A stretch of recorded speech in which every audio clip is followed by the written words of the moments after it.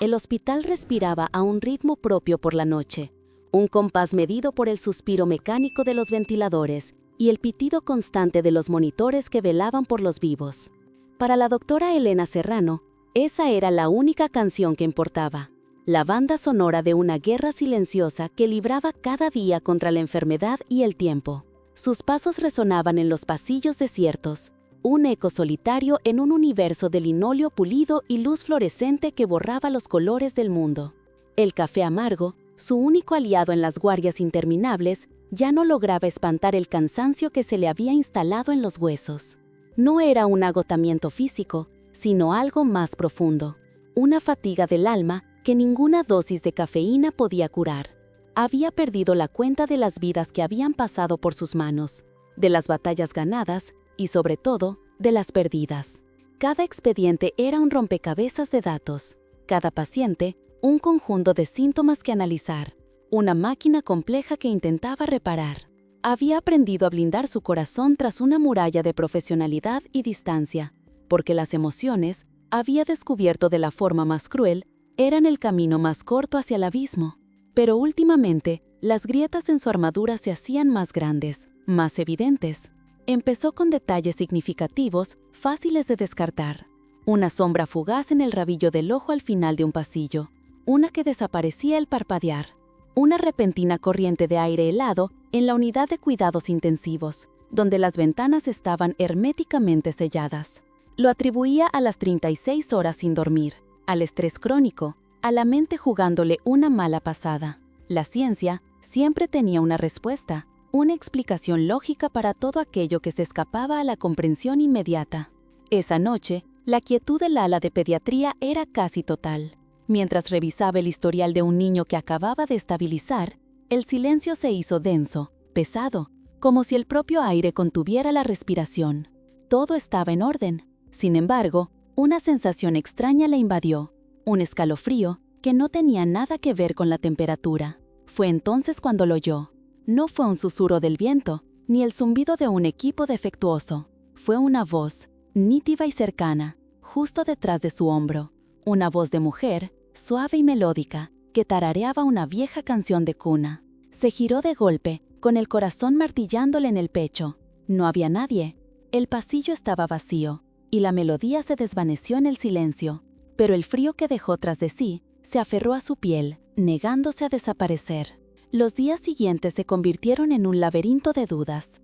Elena intentaba anclar su mente a la lógica, a los protocolos y a los diagnósticos diferenciales, pero la melodía de aquella canción de cuna se había quedado grabada en su memoria, una nota discordante en la sinfonía ordenada de su vida. Cada sombra parecía más larga, cada silencio más profundo. Empezó a observar a sus colegas, a las enfermeras veteranas, buscando en sus rostros alguna señal de que no era la única que sentía el peso invisible que a veces se instalaba en los pasillos. Pero nadie hablaba de ello. La vida y la muerte eran el pan de cada día, y el hospital seguía su pulso implacable, ajeno a sus fantasmas personales. La llamada llegó una madrugada lluviosa, de esas en las que el cielo parece llorar por todos los que sufren dentro de aquellas paredes. Era por Lucía, una niña de 8 años con una afección cardíaca que la mantenía al borde del abismo. Su cuerpo, frágil y pequeño, estaba rechazando el tratamiento, y su espíritu, antes brillante y lleno de risas, se estaba apagando con él. Elena corrió a su habitación, encontrando a la pequeña con los ojos muy abiertos, fijos en el techo, mientras los monitores a su alrededor lanzaban una alarma estridente y caótica. Su corazón estaba fallando. Mientras iniciaba el protocolo de reanimación, con las manos moviéndose con la precisión de años de práctica, una parte de su mente se desconectó. Vio a los padres de Lucía, abrazados en un rincón, un amasijo de miedo y dolor. Vio el osipe de peluche en la mesilla de noche, testigo mudo de una infancia interrumpida. Y entonces lo sintió. No era el frío de la otra noche, sino una calidez extraña, como una mano invisible que se posara sobre su hombro. Por encima del pitido agudo de las máquinas, creyó oír un susurro, una voz de hombre, serena y firme, que decía una sola palabra: respira. No era para ella. Instintivamente, sin saber por qué, cambió el ritmo de las compresiones, ajustándolo a una cadencia más suave, casi como meciendo a un bebé. Miró el rostro de Lucía y por un instante no vio una paciente, no vio un fallo cardíaco. Vio una niña asustada que necesitaba algo más que medicina. En ese momento, en el epicentro del caos, una figura translúcida se materializó junto a la cama. Era un hombre de mediana edad, con el pelo canoso y una bata de médico de otra época. No la miró a ella, sino a Lucía, y en su rostro no había pena, sino un orgullo inmenso, una fuerza tranquila que pareció llenar la habitación. El monitor cardíaco emitió un pitido largo y sostenido, y luego, milagrosamente, recuperó un ritmo estable, lento, débil, pero estable. El equipo de enfermería suspiró aliviado, atribuyéndolo al procedimiento, a la suerte, pero Elena sabía que había sido algo más. Mientras observaba a la figura desvanecerse como el vapor en el aire, se dio cuenta de que no estaba sola en aquella guerra. Nunca lo había estado.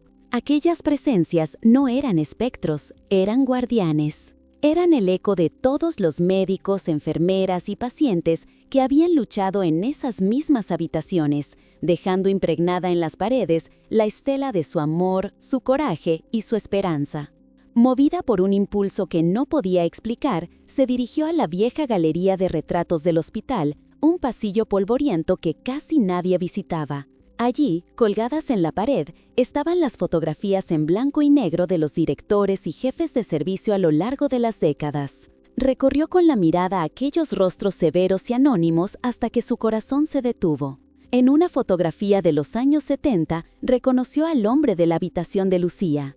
Era el doctor Ricardo Vargas, antiguo jefe de cardiología pediátrica, famoso por su habilidad para calmar a los niños más asustados y por no rendirse jamás. La placa de latón bajo el retrato tenía una inscripción, una cita suya. La medicina cura el cuerpo, pero solo la compasión puede curar el alma. Y justo debajo, grabada en la fría placa, estaba la fecha de su muerte, ocurrida 30 años atrás en la misma habitación donde Lucía acababa de volver a la vida. La placa de latón bajo el retrato del doctor Vargas no fue un final, sino un umbral. Elena cruzó a través de él y ya no volvió a ser la misma. La armadura de escepticismo, forjada durante años de pérdidas y fatiga, se había hecho añicos, no por un golpe violento, sino por el suave toque de una verdad. El hospital ya no era un simple edificio de ladrillo y acero, sino un santuario vivo, un recipiente de historias donde las paredes habían aprendido a recordar. Su práctica médica se transformó desde la raíz. Empezó por los pequeños gestos, aquellos que la ciencia no podía medir ni cuantificar.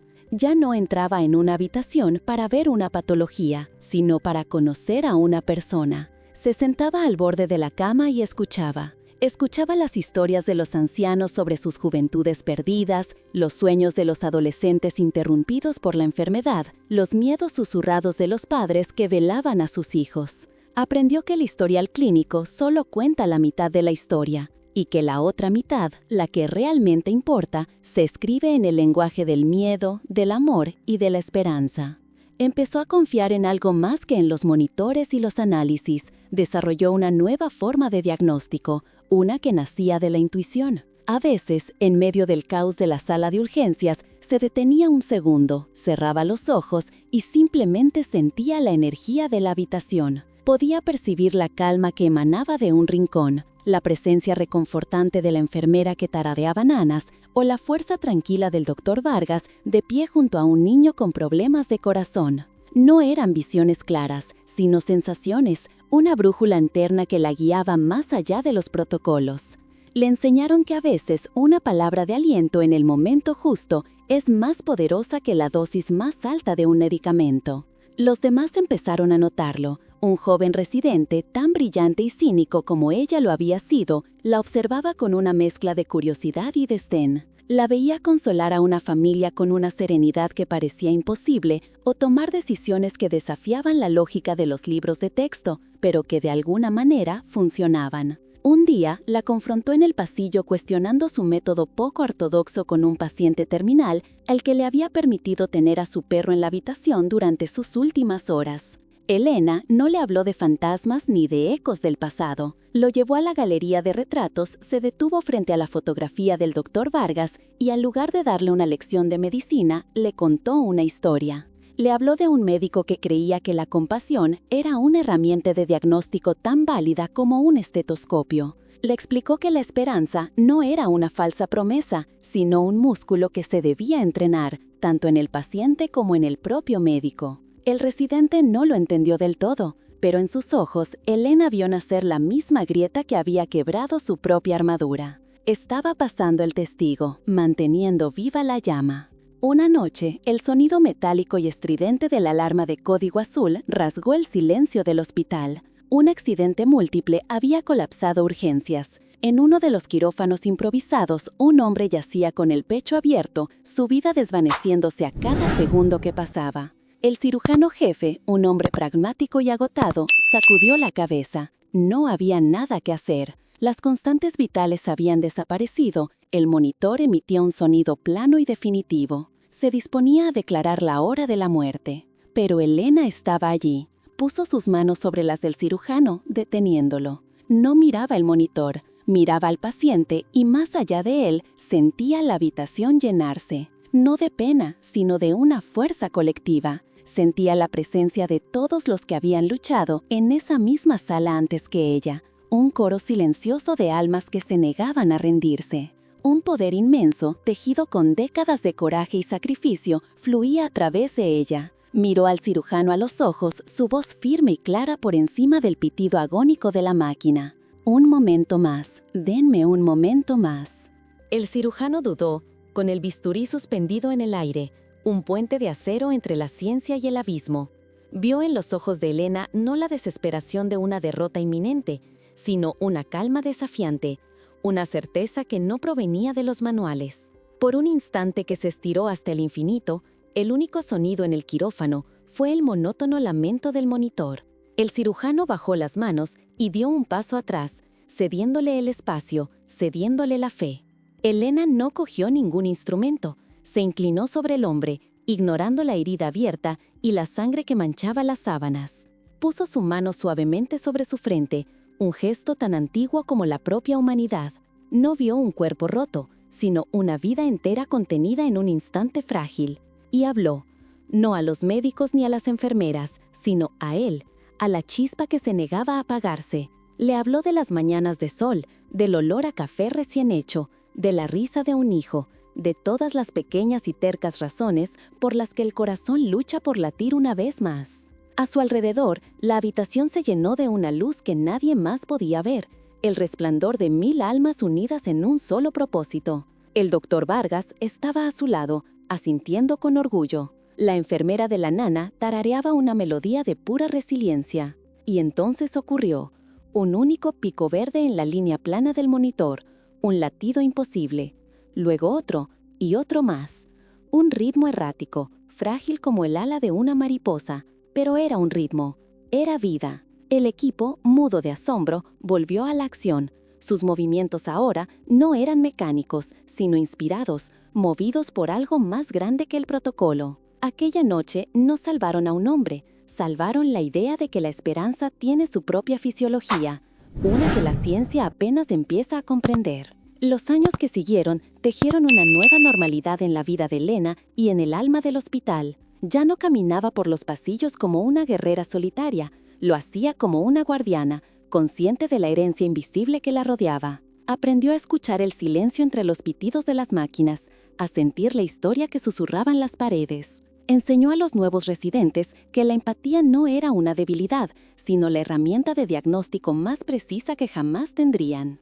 El joven residente cínico se convirtió en su más fiel aliado, un médico que aprendió a mirar más allá de los síntomas para ver el alma. El hospital seguía siendo un lugar de dolor y pérdida, pero ya no era un lugar de desesperanza. Se había convertido en un faro, un testamento viviente de que el amor y el coraje dejan una huella imborrable. Elena comprendió finalmente la verdad de su viaje. Los fantasmas que la visitaron no eran vestigios de la muerte, sino las semillas de la vida eterna. Eran el eco de cada acto de bondad, de cada mano sostenida, de cada batalla librada con el corazón. Descubrió que la medicina más poderosa no reside en una jeringuilla o en la hoja de un bisturí, sino en la conexión humana, en el espacio sagrado que se crea cuando una persona se atreve a cuidar de otra. Y se dio cuenta de que la esperanza no es una emoción pasajera, sino un legado, un testigo que se pasa de generación en generación, de alma a alma, una llama que arde con más fuerza en la oscuridad más profunda, un eco eterno que ni siquiera la muerte puede silenciar.